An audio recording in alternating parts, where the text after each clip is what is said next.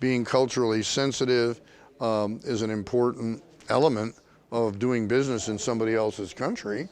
I think cultural diplomacy certainly with student exchanges. I mean, for example, this has nothing to do with corporations now, but if I were president of the United States and I wanted to do one thing that would improve the relationships between the United States and the rest of the world, I would quadruple student exchanges. Students coming to the U.S. to go to university, and I would pay for that. So there's a piece of cultural diplomacy that I would very much favor.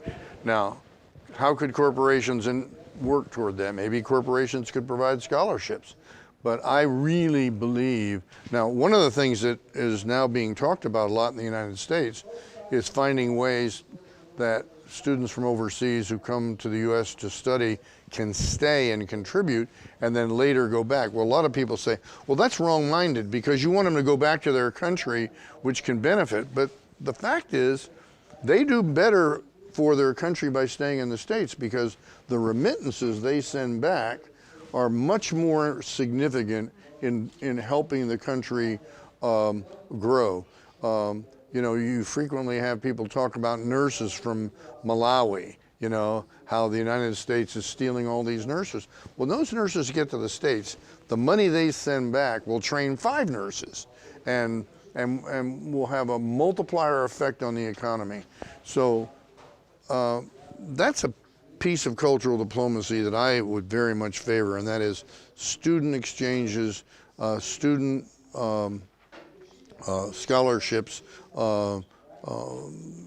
throughout the world. To what extent can large corporations participate in that?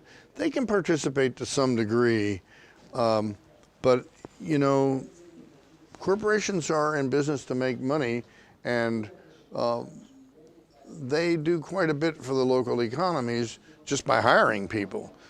Now, hiring people and giving them decent conditions of work, of course, is a very important element as well. So.